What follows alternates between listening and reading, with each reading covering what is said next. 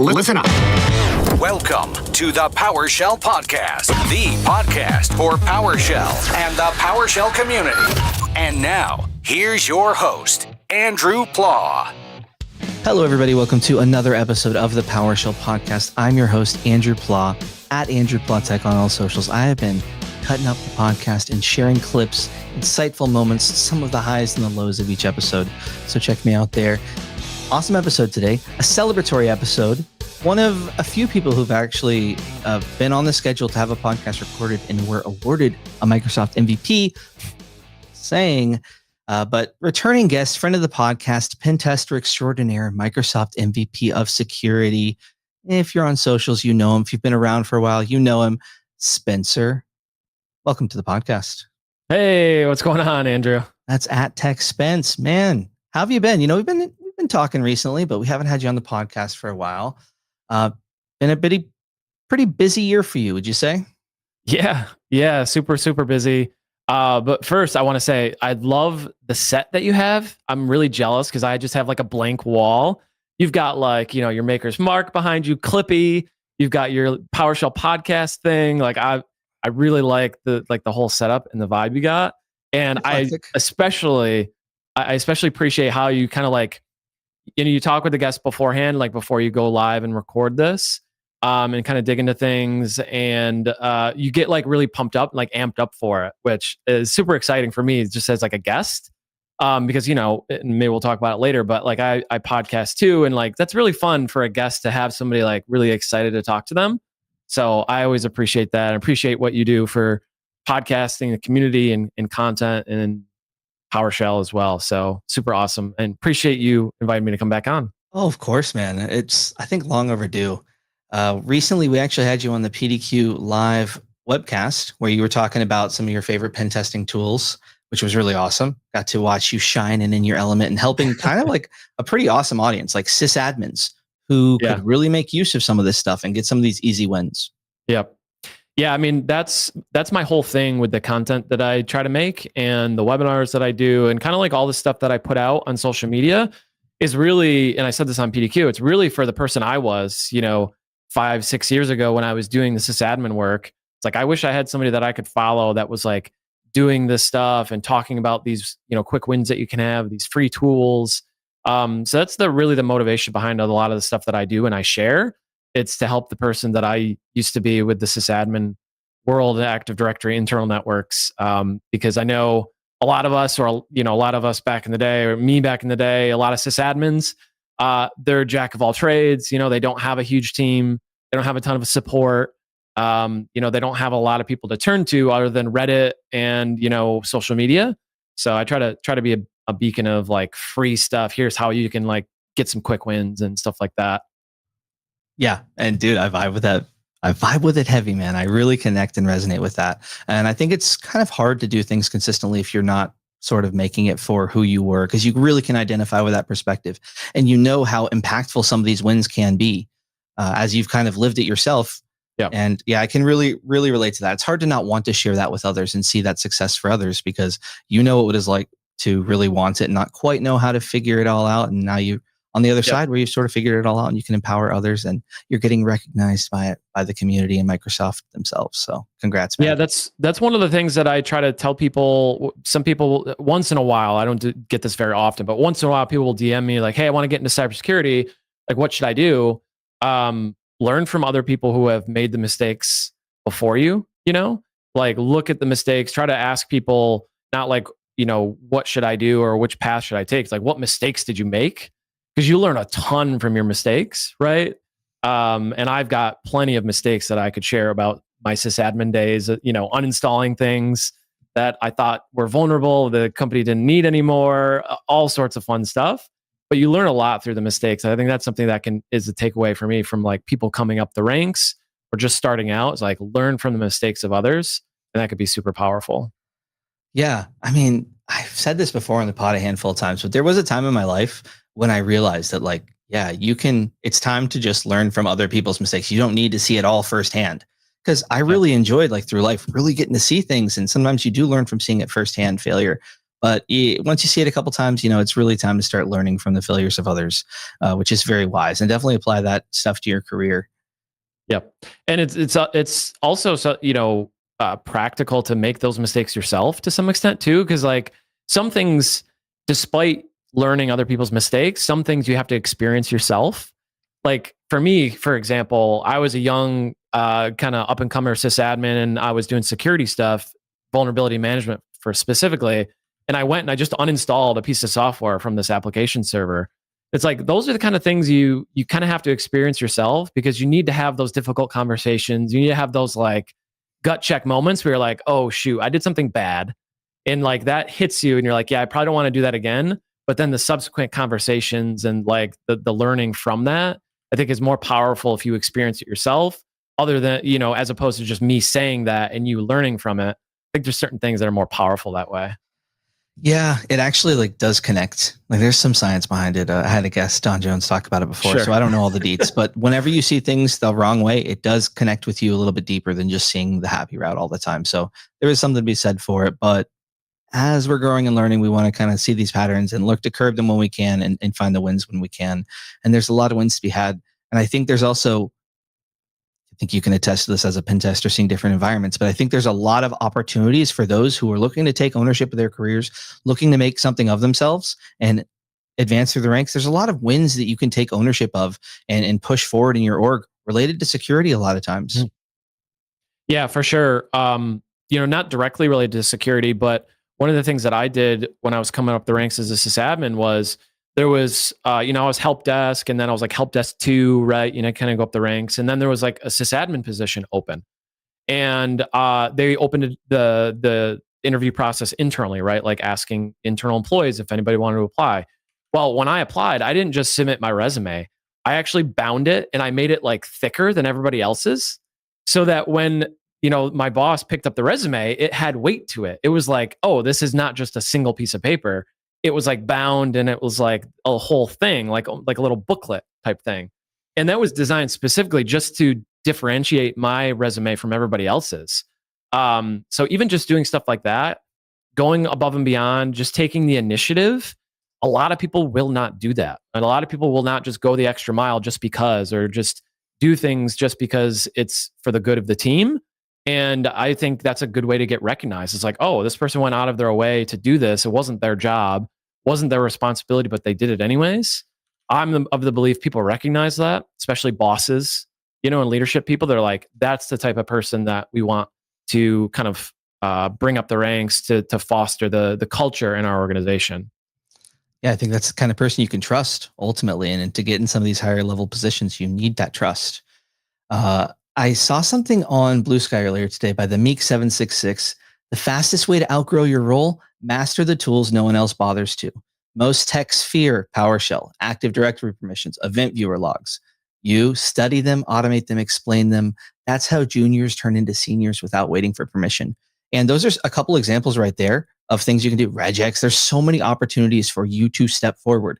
You do not have to accept the status quo. I'm not saying you need to like rock the boat majorly and tell everyone, hey, this is how we're doing things. But when you see opportunities to vouch for the proper way of doing things, or to actually, demonstrate yourself modeling that behavior by doing things properly, right in the documentation that maybe isn't the norm. Well, I mean, over time, that's going to pay off maybe in your job, but also if you're doing things that way, eventually you're going to be doing some of the things that are going to be visible publicly, where maybe you have some contributions or a blog here or there, and then you're kind of set up for success. And I think you've probably seen that a lot of times and maybe experienced it yourself, where you put yourself out there enough times, good things kind of happen to those people eventually. Yeah, I think I'm kind of unique in that aspect, in that I'm a pen tester by my day job. I don't use Kali Linux. I don't use Metasploit. I don't use C2 frameworks. I don't use Impacket. I don't use the traditional offensive security tools. And the content that I make, the tools that I write, are for defenders, right? Like I'm not writing exploits, although I have in the past. I'm not writing attack tools, although I have in the past. And I pen test from Windows. I use a lot of Windows utilities and kind of like known good tools for pen testing. And it kind of goes against everything that you're taught in pen testing courses. And I actually posted this on Twitter yesterday. And it's like, contrary to popular belief, or, despite what we've been told in pen testing training, you don't have to use all the tools that you're taught in your training during the job, right? You want to use the right tool for the job. And I think it takes a little bit of courage to step outside of like what's expected to achieve things that are the right way to do it or that provide the most value. And I think it can be a hurdle for some folks to kind of step outside of those boundaries. But that is very much kind of one of the things I believe in is like finding the right way to do a thing or the thing that provides the most value, not just doing it because it's the way it's always been done kind of things. That's something that was taught very early to me in my IT career. My boss at the time was very much of the mindset, like just because it works, just because everybody else does it this way, doesn't mean we should.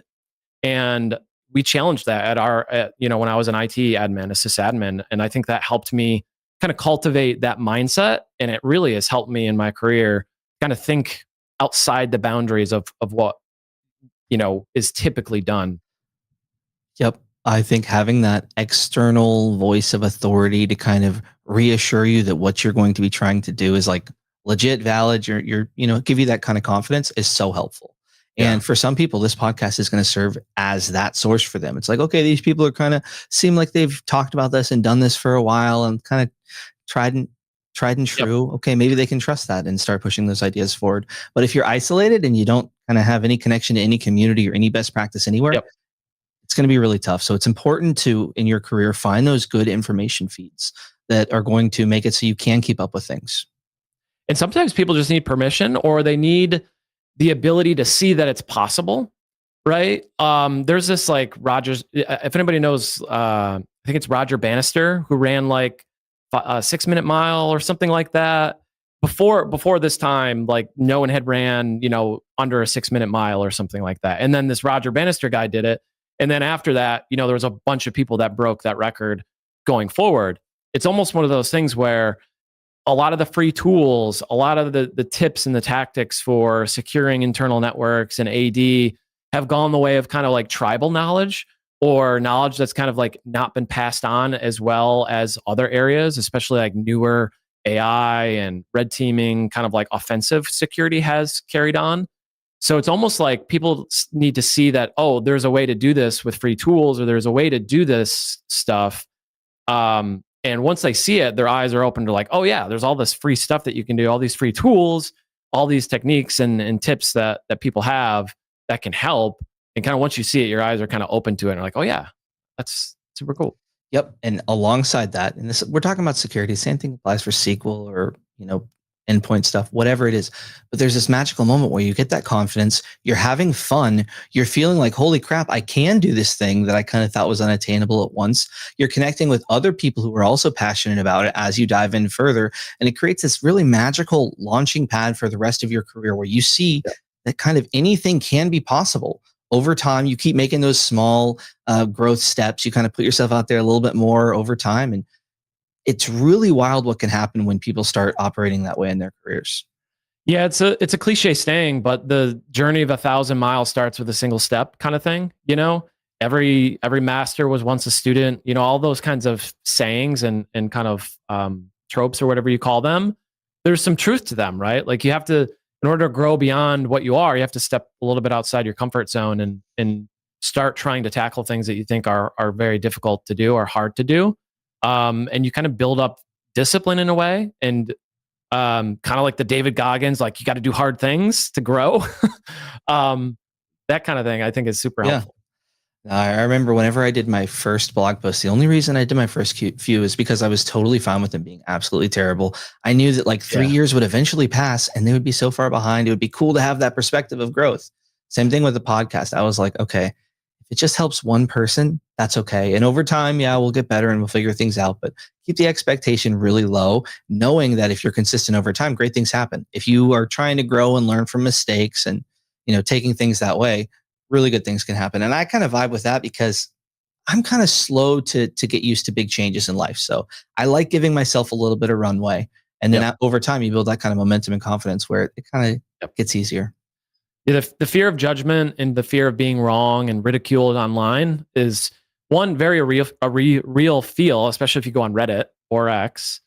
But it's also one of like, most people, don't care. Like I'm of the opinion, like the way I got over it, and like the reason I share more, stuff on social media is, I think about, if I see something that's wrong or incorrect on the internet, like I'm not quick to jump and like to correct somebody or like something like that.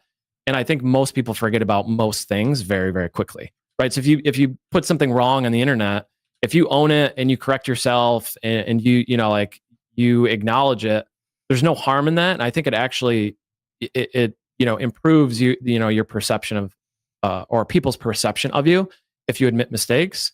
I think a lot of people just don't care at like a high level of like, if you're wrong, you're wrong. Like if like I'm kind of like of that belief.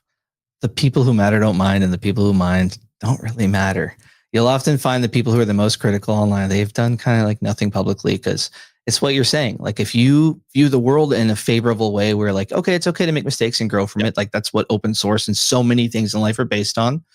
Then you'll be okay with like viewing yourself that way. But if you're very critical on everyone else, it's going to be very hard to give yourself that freedom to contribute and not hold yourself back in that way. So give yourself some grace. You're going to be wrong. You're going to be, you're going to make mistakes. But if you're true to the intent of like doing good, providing value, trying to be as accurate as possible, and just trying to be good and do good, then even if you're wrong, like, so what? Yeah, we're heading in the right direction. Yeah, always that growth mindset kind of thing. It applies to so many things.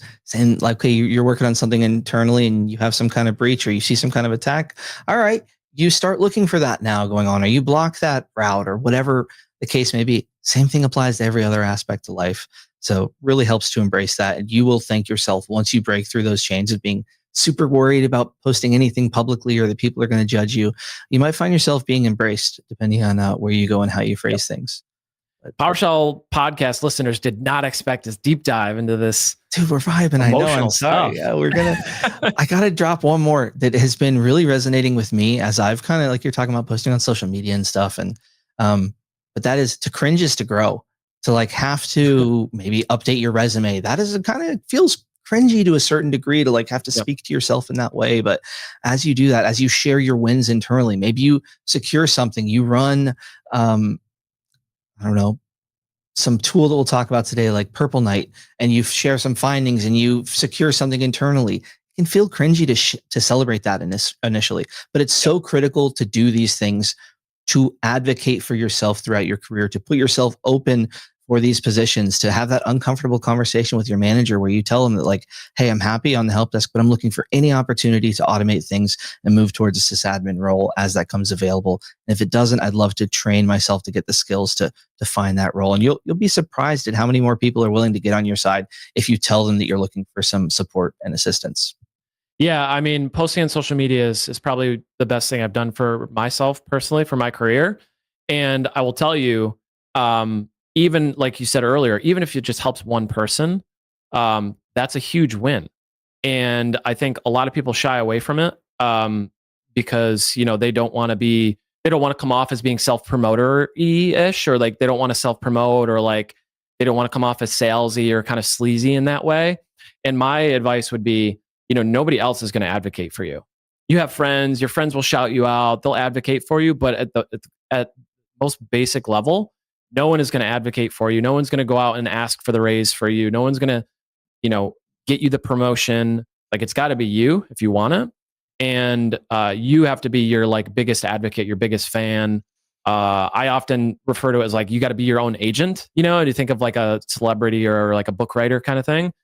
You need to be your own agent, kind of like advocating for yourself. And I've found that mindset has helped me kind of put myself out there more. Yep. You absolutely do. And you have to vouch for yourself, not only in tech, but in every aspect. I know we won't get too much into your history, but pre-med, doctors in the family, same thing applies to medical stuff. You shouldn't wait till the doctor says, hey, is your chest pounding? If you're right there, you should say, hey, I'm feeling uncomfortable. My chest is pounding. Yep. You have to do that in so many aspects of life. So career is absolutely one of them. And that's where if you're one of the more shy people, this is newer, feels like a bigger burden, then maybe you see someone else tackling it a little bit easier. Connect with others and get that kind of support going on, because you're not the only one who struggles with this. It's very common. every single person that I talk to struggles with the same things in different ways to different degrees. Yep. Which is why it's so important to think about that long term. Like, you're going to be in this career for a while. Doesn't matter if you can figure out everything in 2 months or it takes 2 years.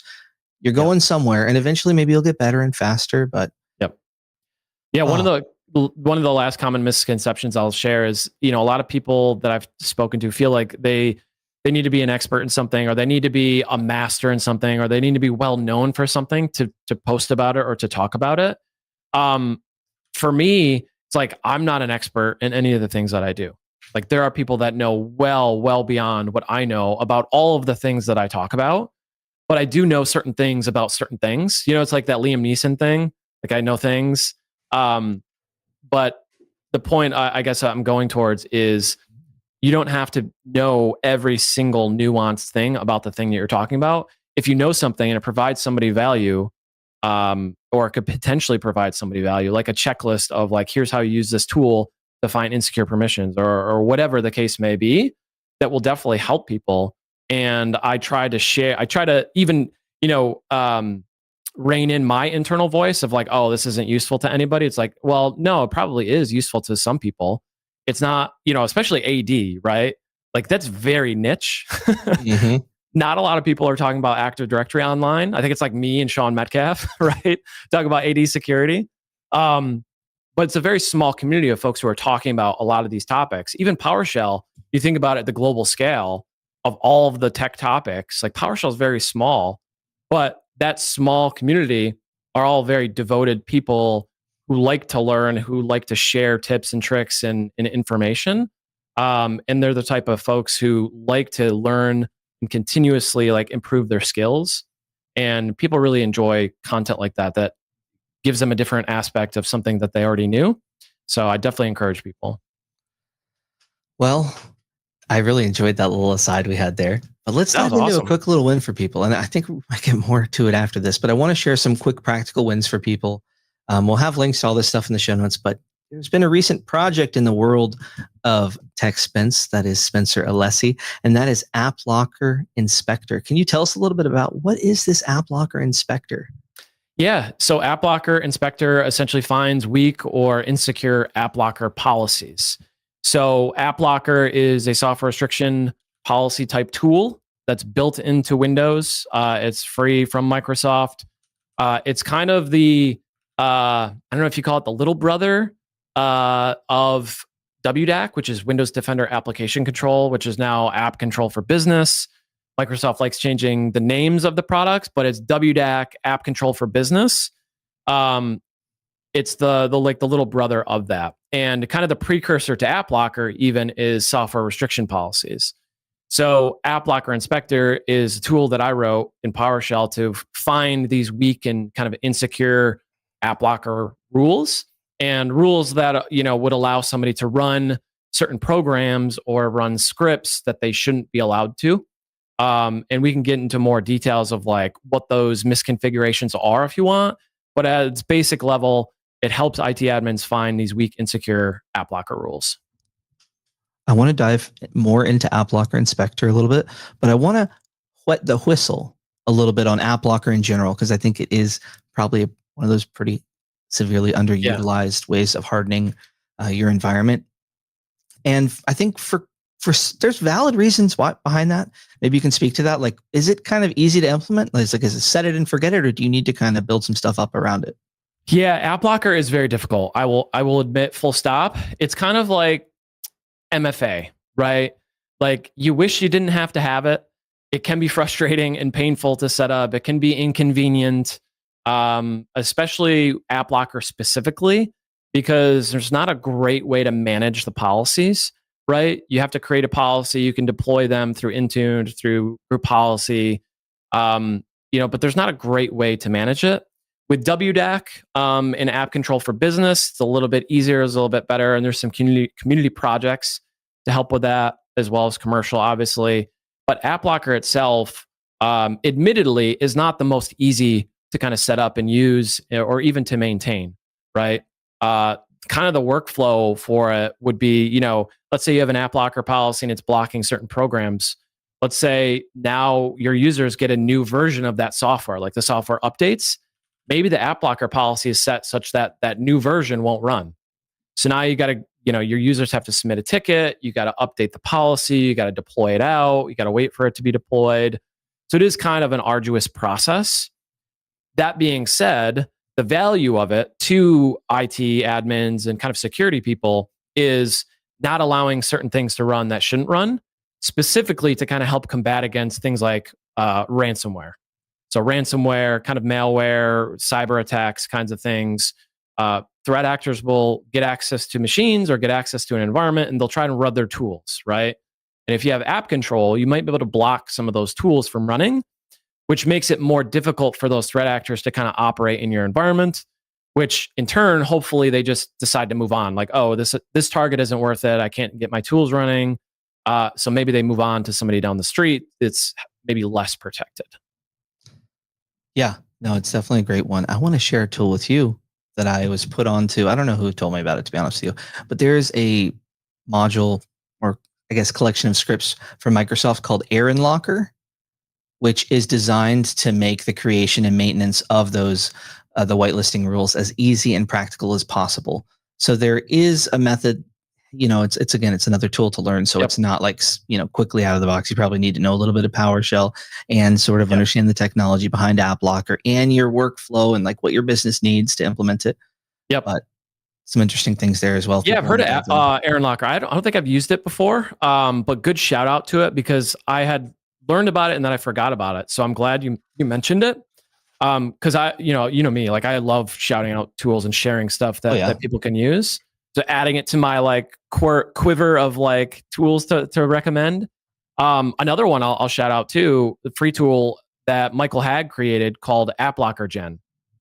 So AppLocker Gen is another, it's an online tool, but you can, run it locally as well. But he created like a web GUI for it. That also helps you create AppLocker rules. And he actually incorporated AppLocker Inspector into the website. So that's there on there too. But I forgot about that in the pre-show. But AppLocker Gen is pretty cool too, to help create those rules.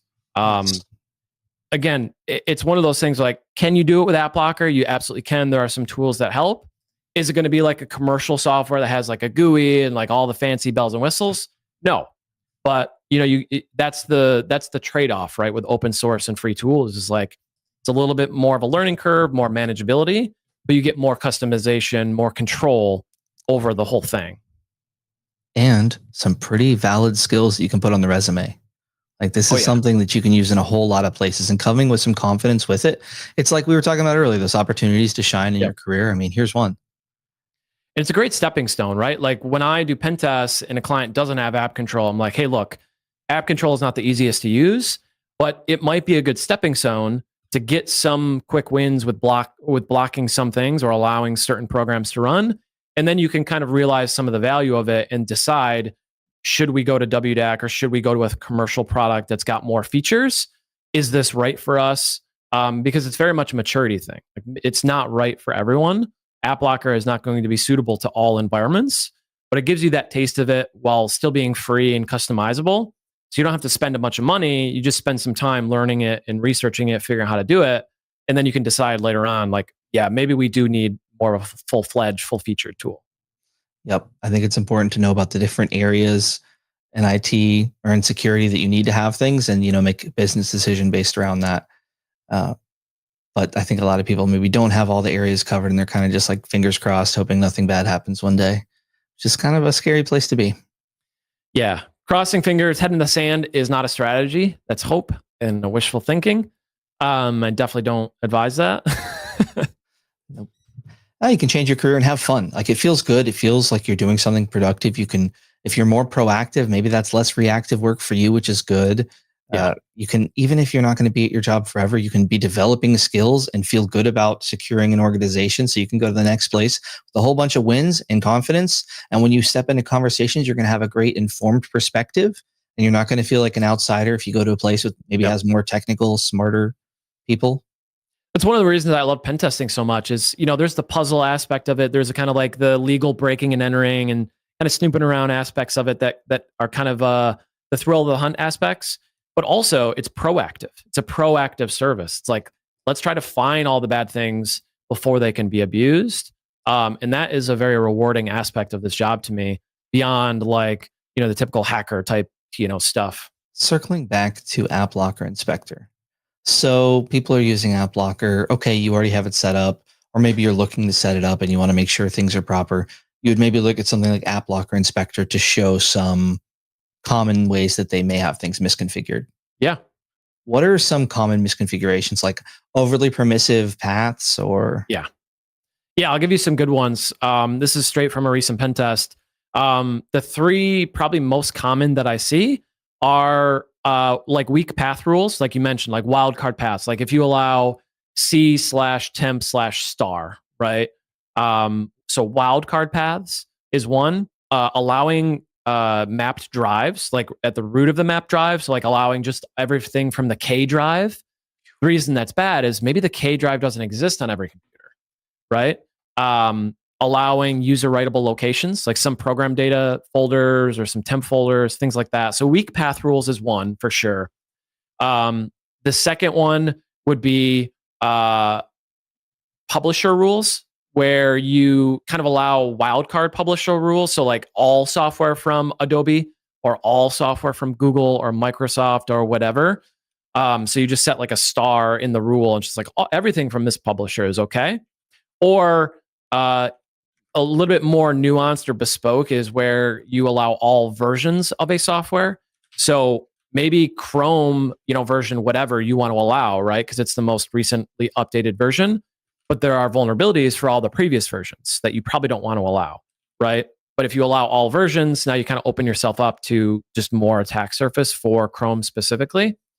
And then the third one would be just like overly permissive or allowing overly permissive groups, essentially, kind of thing. So think of allowing domain users to write all in a certain location, or to run all from a certain location. Authenticated users, kind of like those unsafe groups that we talk about sometimes. Allowing those groups to execute certain things would be the next, like the third most common issue I see with the AppLocker policies. Very helpful. Check it out. Link in the show notes. But I want to break this down a little bit because I'm seeing a pattern here, man. I'm Zodiac right now. Right? Numbers, that little. Okay. Tell me if I'm wrong here. Okay. So you have seen something. Okay, misconfigured permissions. Okay, so then you identify how to query that, and then you identify the criteria that would be misconfigured, and you write some PowerShell that kind of goes through each one and kind of does that. And now you have a repeatable tool. And now you've also shared it with the world. Is that pretty much right?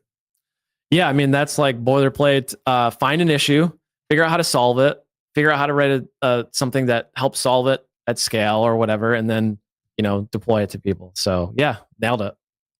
But I mean, there's so many opportunities to do that exact thing. Maybe you can't share everything on GitHub depending on wherever you work, but you can do the exact same thing internally, and you should seek to do that. And when you do things like the way that you did, well, guess what? Over time, if there's other rules that end up coming up, you can add it. Well, guess what? You have a place to add it because you've created it in a way that's kind of sustainable. And there's some, documentation to kind of keep you on the right track. Circling super far back real quick, you said if you do something that helps one person, that's sweet. Well, guess what? That one person can be you. Like, even if you're referring in like 3 years, oh crap, I did some AD stuff for a while. What did I post? You scroll back on whatever social media or blog you got going on, and all of a sudden you're the one being helped. Probably other people will be helped too. Totally. I had a coworker back in the day who he would blog about like very obscure, troubleshooting stuff that he did.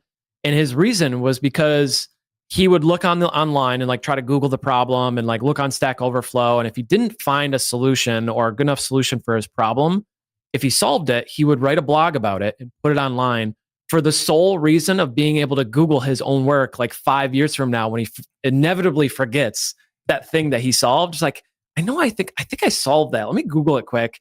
Finds his own blog post and then solves that problem again that he had. This literally happened multiple times while I was working with him. And it's just brilliant, right? It's like, that's the argument for documenting your work, even if you think you'll never use it again. Maybe somebody 5 years from now will Google it and find the solution, and just like, you go on Stack Overflow or Reddit, you'll see comments from like years, like the post is 1 year, and then 3 years later, somebody's like, I came here looking for this solution 3 years later. Thank you for posting this. It's like, that is amazing. Absolutely. Yeah, it's one of those things where it's right for so many reasons that you kind of should probably do it, or some alternative in the similar vein where you're capturing your knowledge in a way that's kind of building you both on the inside and the outside. Uh, Always And good if you believe in stuff. karma, like great karma, right? I mean, there's good vibes with sharing a solution to a problem. Yeah. Dude, I'm all about that. Should I rant again? Well, I'll say this. So I think a strong person is someone who can take care of themselves and with the spare resources, take care of other people. And I think that that's commendable anytime you see that. But I think that there's a lot of ways, if you orient your life, where it's like those things that help other people are kind of like helping you out a little bit more. Like you're feeling more charged up from living things in that way. And there's like only so much of that can kind of fit into life. But I think whatever, we're all different, and that is going to look different for every single person. You should absolutely seek those opportunities that build you, that build your community, that set them up for a better future, that set you up for a better future, that, it's absolutely the right way to go about things. And it's so much more rewarding to go through life and your career like that. I'll give you another one, and I'll make everybody feel super guilty right now. There's probably some people that have helped you along the way, that have taken time out of their day. They've shared something, they've shared a resource or a tool, they've shared some idea or solution to a problem that has helped you. Had they not done that, you wouldn't have solved that problem, or you wouldn't have found that thing.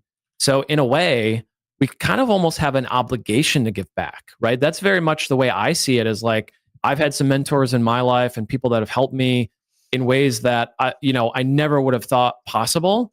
So I feel it's almost a duty to kind of help give back and put some coins back into like the karma bucket of like spreading the good vibes, or like the good faith of helping somebody else, because somebody helped me. Many people helped me along, from in my career, and many people will continue to help me. Right. So I almost feel guilty. It's like an obligation to give back and contribute what I can, where I can, and to provide value. Yep.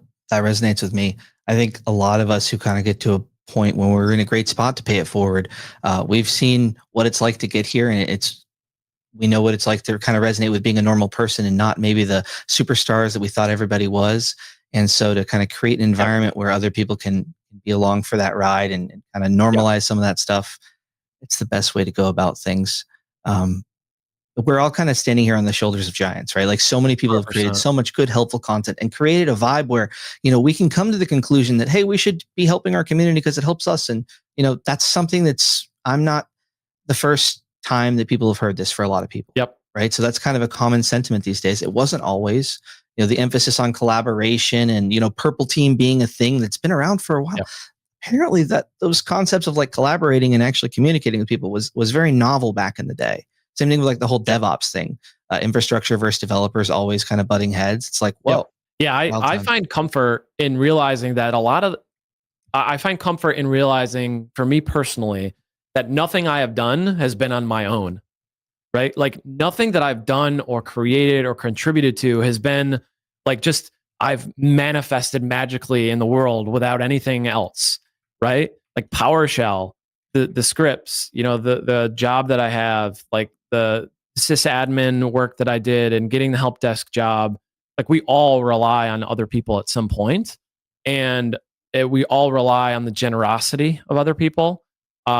And the way that people give to the community and things like that. So I take that, responsibility very seriously to help give back and contribute and do what I can to help, because it's been so instrumental to me. And like you said, we stand on the shoulder of giants, like 100% agree.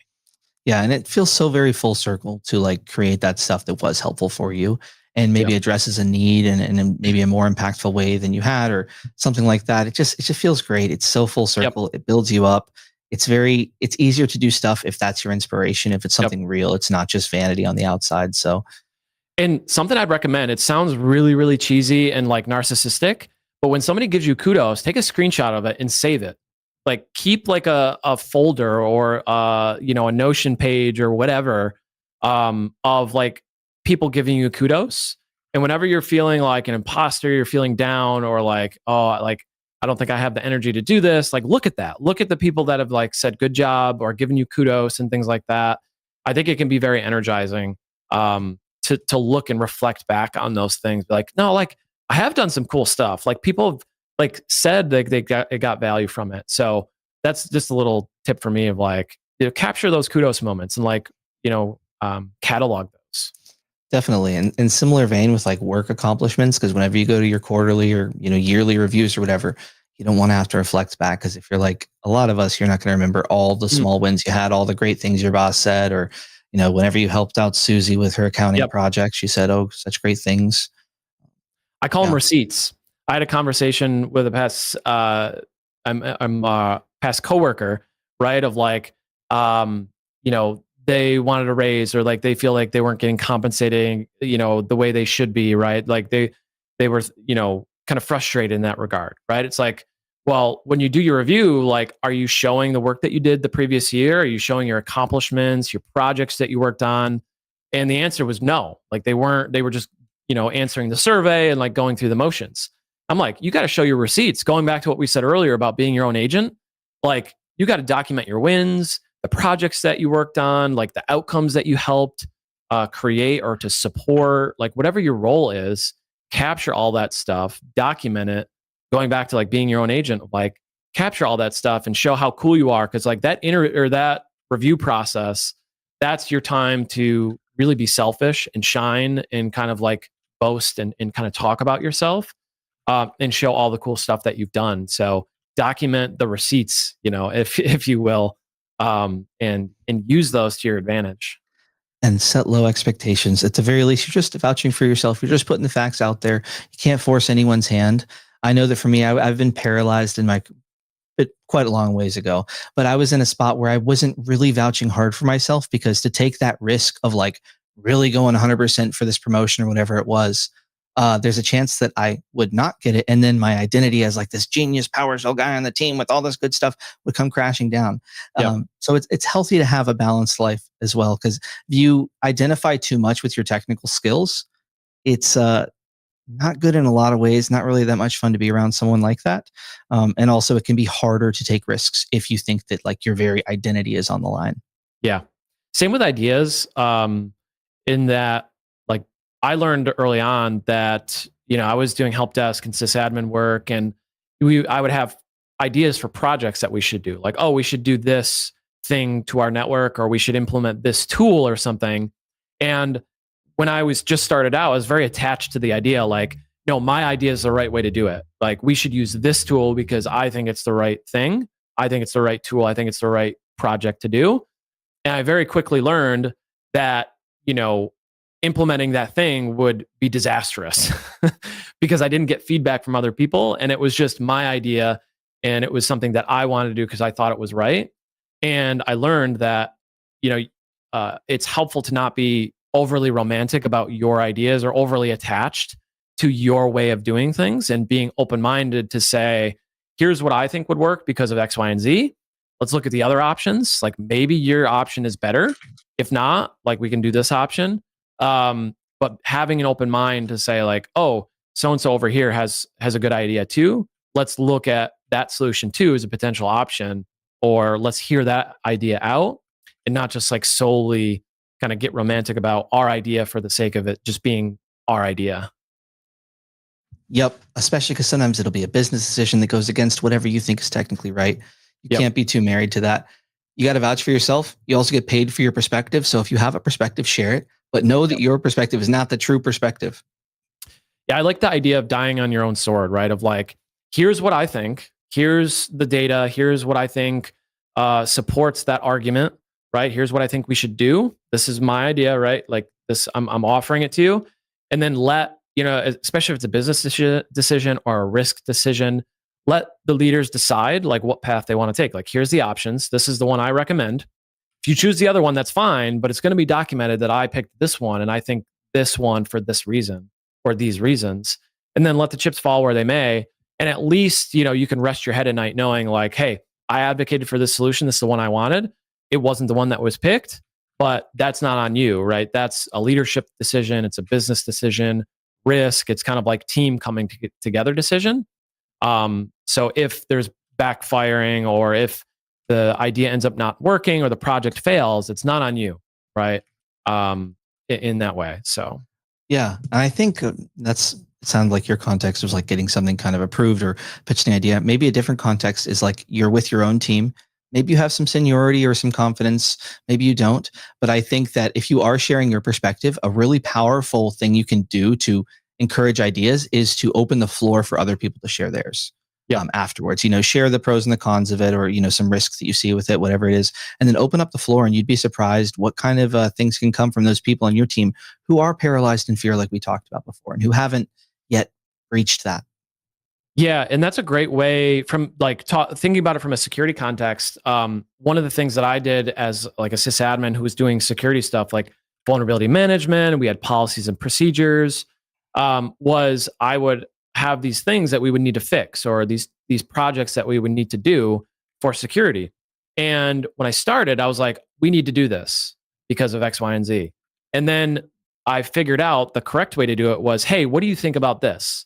Like, what do you think are potential ways that we could solve this risk or this vulnerability? Or what are some potential ideas you have for this project?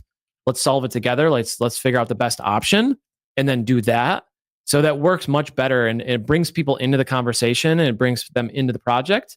They feel a sense of ownership of that project now too. So they're much more likely and more willing to help, as opposed to just a security guy or somebody on the sysadmin team saying, we need to do this because of X, Y, and Z. It's just a much better way to communicate and to collaborate. I think that having bad communication in that way is actually a security risk, right? You need your team to feel comfortable to tell you when they see an abnormality. You can't have your help desk fear that they're going to be called stupid or anything like that at all.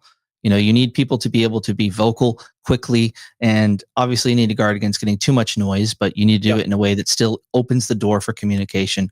Definitely in a security context, but pretty much in any work context, you're going to want to keep the doors open for communication.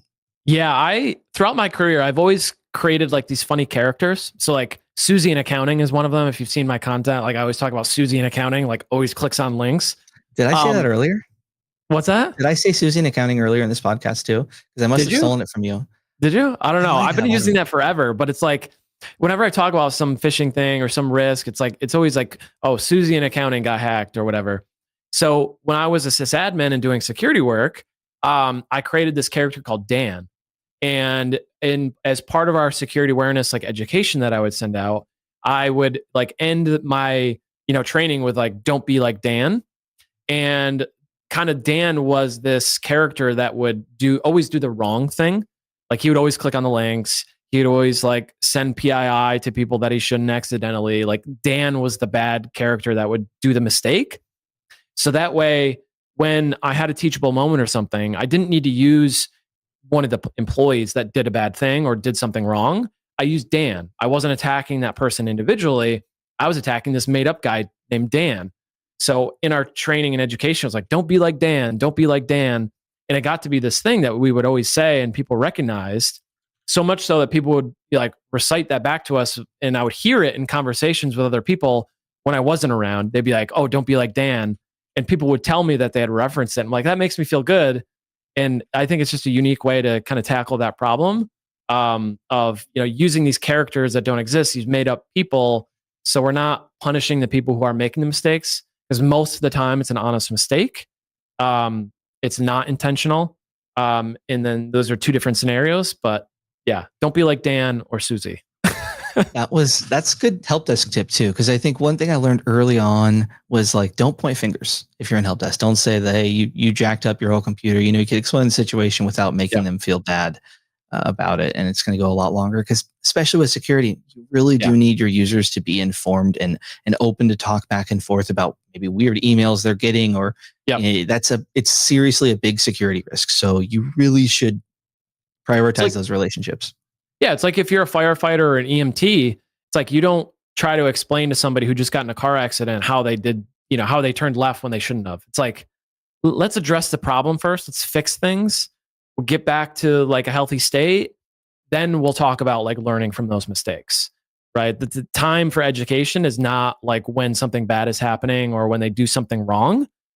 It's afterwards to reflect on that in a way that is not confrontational or aggressive or demeaning, especially not in a group setting of like calling people out I've never been a fan of like punishment for security awareness or like security in general, because it's like the honey over vinegar thing. Like honey is just so much better. It feels better. I think it's unequivocally creates better results long term, right? So I'm always a honey over vinegar type person, and I think that the time for education comes after you kind of clean up the pieces and fix the stuff. Yep. And I think that's a pattern we see, not just with security training, but in so many aspects. Like blame-free retrospectives is kind of an accepted thing in a lot of, I guess, software kind of thing, where it's like, yeah, after an issue goes down, we're going to look at it, and we're just never going to point fingers at one person. We're going to defer to the system. We should have written some other test to check for it. We'll check it. Same thing with security. Okay, there was an issue.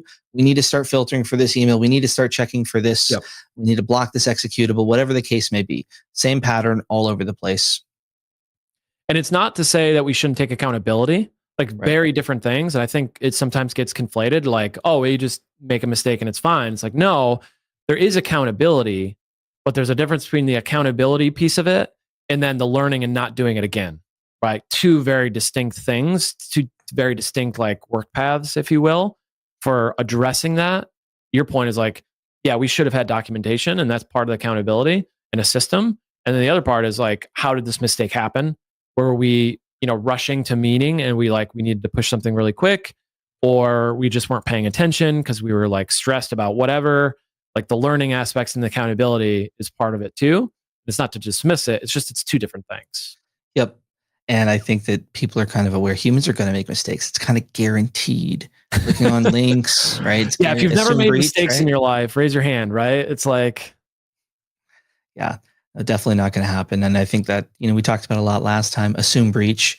Yeah, users are going to click on things. And even you as a security trained person, if you get caught on the wrong day, lack of sleep, long pen test gone wrong with their carefully crafted, you never know. Anyone can do it.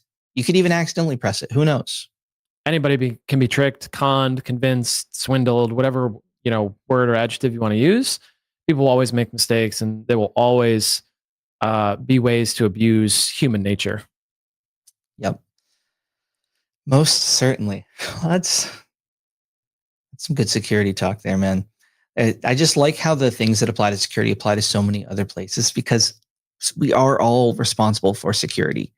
Even if you don't have security in your title, or even if you're just in the help desk, you are still responsible for security. Even if you're Susie in accounting, you really got to make sure you're doing your trainings and not clicking on those links. It is actually quite important, because Susie in accounting's got access to all the money and the gift cards. Want to be buying those.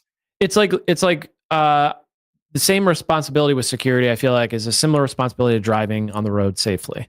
Like there's a certain level of expectation that you're going to drive safely.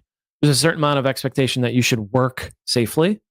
That's not to say that you need to be responsible to knowing all the tricks of the trade and know like all the nuances to like what, not even to the extent of like having to know what malware is or ransomware or even know what phishing is.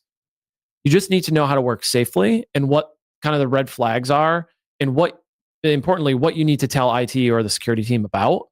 You just need to know a very small subset of things to really work safely.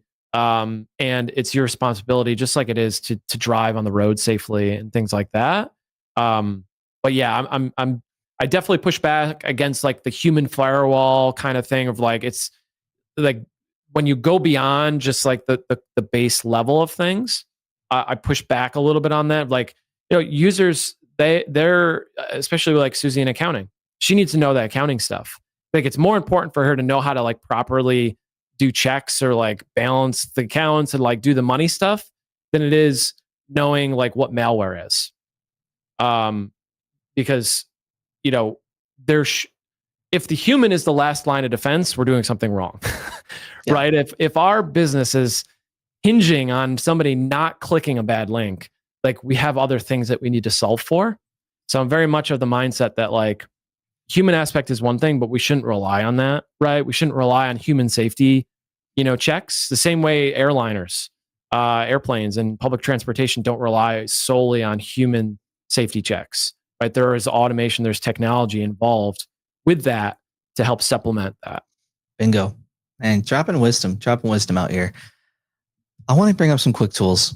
All right. We've had a fantastic convo, but I want to give people some more takeaways, a little takeaway meal, a succulent meal. So you talked about some of this stuff on the PDQ Live webcast, which I'll have a link to this, and I'll have a link to your breakdown where you go into a little bit more detail in the show notes below. Yeah. But can you run through a couple of, actually, let's do all of them, not in extreme detail, but what are some of the tools that you showed us on the in-testing tools thing? Yeah. So the number one go-to is kind of like the AD health check security assessment type tools. And the two favorites there are Purple Knight from Semperis and Ping Castle from Netrix. Both are free, right? They both have community versions of the tools. Both are AD like health assessment tools, security assessment tools. And they're really designed to give you kind of the broadest, like wide range spectrum checks. With Ping Castle and Purple Knight, there's like 170, 180, 200, I don't know, checks for different things. And some of them are hygiene things, like you don't have the AD recycle bin enabled. And then some of them are real, like very impactful security findings. So things like misconfigured certificate templates that are very easy to abuse and like elevate your privileges from domain user to domain admin. So it runs the gamut, but if you've done nothing, right? If you haven't had a pen test or vulnerability assessment, if you have internal AD and you haven't used some of these tools, check out Ping Castle and Purple Knight, run either or both, and review the output of the report. And I promise you, if you run those tools and you fix the majority of like the most at-risk findings, your environment will be significantly safer than before you did that. So those are the first two. The next is kind of more specific, or I guess targeted tool sets. So that would be, one of my favorites there is Locksmith. I'm a contributor to the Locksmith project, friend of Jake Hildreth and Sam Erdy, who are also part of like the Locksmith team. Locksmith is not only a great tool to find ADCS or Active Directory Certificate Services misconfigurations, but it's one of the main certificate tools that's still being continuously maintained. Now, there have been updates to some of the other ones, and especially from like the attack side of things. But from a pure audit side of things, like blue team side of things, Locksmith is regularly maintained, and Jake keeps that very well maintained and has a lot of really cool features in it. The one feature that most people don't know about it is that it actually provides you a remediation snippet in the output if you want it. Now, you can take that and just like copy and paste it to fix the issues that you find. Obviously, take that with a grain of salt. You want to test and like make sure you're good to go on those fixes. But it does provide you with a remediation snippet, so you can see how to actually fix some of those issues. And Locksmith will find all public ADCS issues. There may be some that are kind of hidden in the shadows. But the ones that we know about that are kind of publicly out there, Locksmith can find all those. So that's like the next tier. Okay, that's Locksmith is a fantastic project. People should definitely PowerShell. check out. Oh yes, absolutely. So you, Sam, and Jake, you know what they call you? Emotional support coder. Actually, it's the 3 Locksmithiers. Oh wow! Yeah. Wow. Coming soon to video and VHS. I don't think I've heard that before. No, I mean, my brain just does weird things as I'm sitting here. I'm a big nickname guy, unfortunately, so I'll always come up with like weird little nicknames for people. I usually keep them to myself, but occasionally, slips out. I love that. We're going to have like ChatGPT create like an image of that with our profile pictures. That's going to be awesome. All right. Next tool, though. I mean, Locksmith is really sweet, though. I did want to give it a shout out. I've covered it a couple times, but if you're in ADCS, awesome. And ADCS is another one of those things where you can kind of like learn about it and be a differentiator. Yep. Just saying. Yeah. And by the way, like when a new escalation or ESC or a new issue is released, Jake has like he's pushed an update to it like within hours. Like he's right on the ball and on top of it. He works at Semperis, and also an MVP, by the way. Also knows his AD stuff and AD security, identity and access stuff. Also is like whiz at PowerShell. And just overall, generally a good person to learn from and to follow. I know he's mentored people before and has helped out a lot of people in that way. So definitely a great person that gives back to the community as well. Absolutely. And he's very active in the PDQ Discord. He is at Horse in there. Lovely person, man. So supportive, so smart, and also kind of funny and snarky at times. So a good mix of it all. Super funny dude. He's also taller in real life. So we met we met at Ohio or Hackers Teaching Hackers. And you see people like through video cameras all the time. We were meeting, weekly, like during the prime era of initial Locksmith. And we'd meet on camera, we'd chit chat, shoot the breeze and stuff, talk about Locksmith. And then I met him online. I'm like, or met him in person. I'm like, he's taller in real life. And I'm shorter in real life. So I look short on camera, but I'm actually shorter in real life. How tall is he? Is he like 6'7", or? I think he's like 6 foot, something like that. Sorry, Jake, if I'm not giving you the credit due on the height thing. I'm like 5'10" with shoes on. So me too, man. Hey, hold it down. I tell people I'm not short enough to get bullied. So hey, shut up. Maybe just a little bit, some strays here and there for like a basketball crowd, but yeah, nothing too bad. We got more though. I think A Deleganator.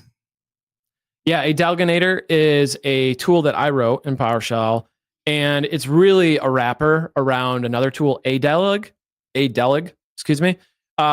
It's a Active Directory delegation viewer or permission viewer for Active Directory. And it specifically looks for non-default delegated rights.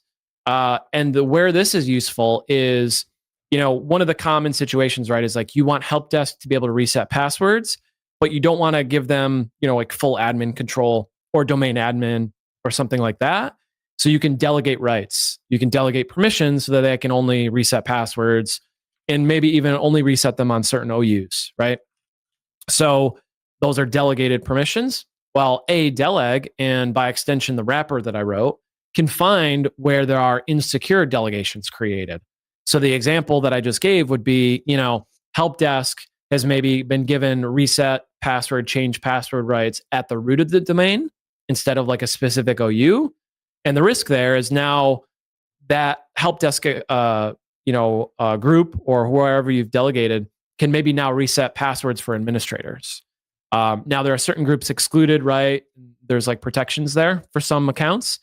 But if you allow that at the root, you might be able to, there might be some overly permissive rights granted there. So that's the kind of thing that A-Deleg finds. And like I said, extension A-Deleganator. And what I really like about it is that it's a very specific, unique, like niche purpose tool that does one thing. And that's what it presents you. It's not like Ping Castle or Purple Knight where it just like, it finds a whole bunch of stuff and it shows you all the stuff. You can kind of get overwhelmed. With A-Deleg and A-Deleganator, it's like, it's just for this one thing. You can use it for just that one thing. There's not a lot of other stuff that's going to overwhelm you with it. So it's really nice for that reason. We've covered a lot of fantastic tools, Spencer. I think we have wet the whistle with lots of ways to not only do things, but to differentiate yourself and add value. And if you're in the space where you can secure things using these tools and start poking around and getting those easy big wins and tackling some things that maybe not convenient to do, you got to go out of your way a little bit. But if you can do that, celebrate it.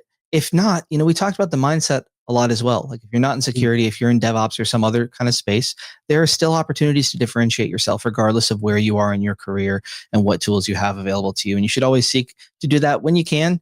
Sometimes life gets busy and we don't have that extra energy to go above and beyond. But when you do, take advantage of it. When you don't hate on yourself too hard. Just know that the goal is to kind of keep pushing forward over time. Absolutely. Spencer, I want to keep talking just a little bit longer. So let's tell people where we can find you. This has been Spencer, recent Microsoft MVP. Where can we find you on the World Wide Web? Yeah, I appreciate it. This has been super enjoyable conversation as always. You're an incredible host, like always have good questions and good dialogue. So generally appreciate it. You can find me on X and LinkedIn are kind of like the primary places that I post content. I'm TechSpence on X or Twitter. Just my name on LinkedIn. I post a lot of content there. Those are two main platforms. I once in a while create videos on YouTube. I'm not super dedicated at it right now. But those are like the main places.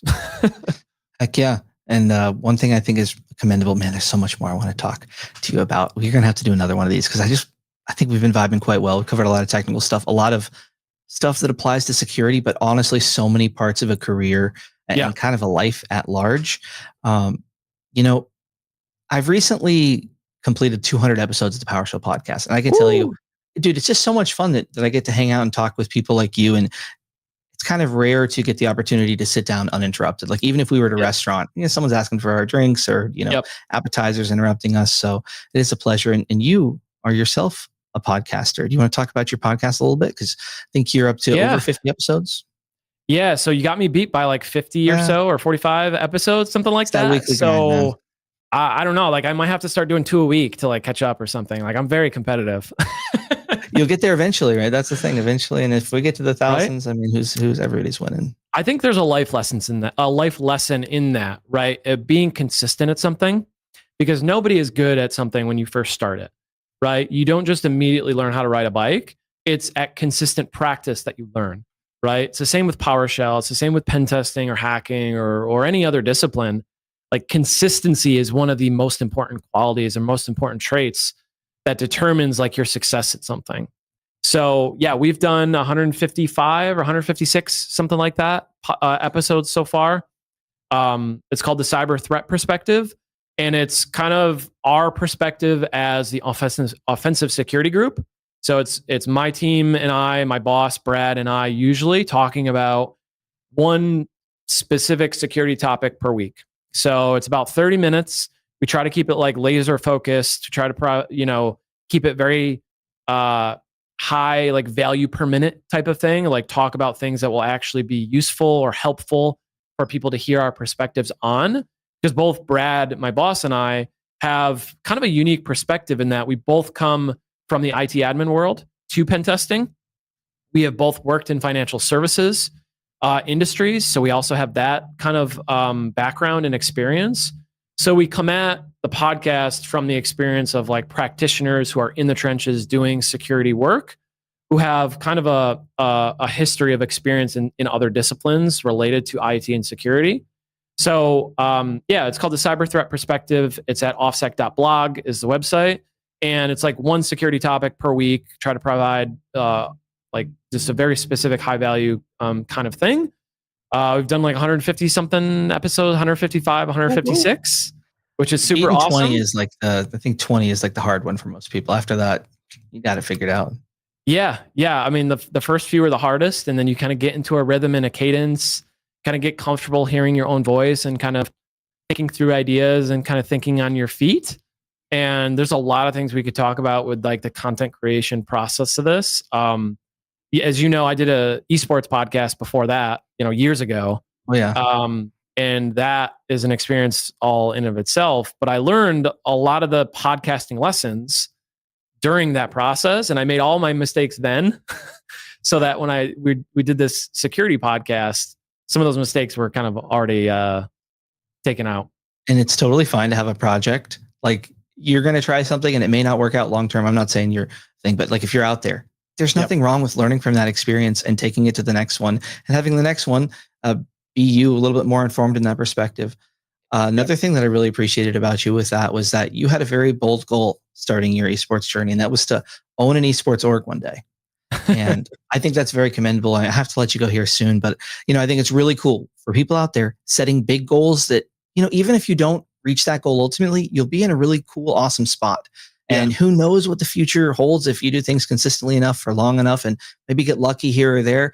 But directionally correct is the best kind of correct. And if you're moving up, you're going in the right direction. Maybe a little circuitous at points, but it's fun to be able to be embracing that in our career and also get to see people like you and I. And like as time goes on, people who are in new places and you get to see and celebrate their growth. So awesome to see that for you, Spencer. Congrats on the MVP. As always great to have you here, man. Check him out on all the socials. Always sharing some great information pretty consistently. You really do live true to your mission of trying to help sysadmins. So gotta respect that. Check us out for PowerShell Wednesdays every single Wednesday at 2 p.m. Eastern. discord.gg/PDQ. Check us out on the YouTube. Spencer, thank you so much, man. Until next time, my friend. Thank you, Andrew. I super appreciate it, man. Yes, sir. Take care, everybody. Walk safe, drive safe. Do whatever you're doing. Do it safely. Keep growing in your careers. Keep tuning into the podcast. Keep having fun. Like, comment, subscribe. Bye. Thanks for listening to the PowerShell Podcast. The PowerShell Podcast is a PDQ production, making device management simple, secure, and pretty damn quick.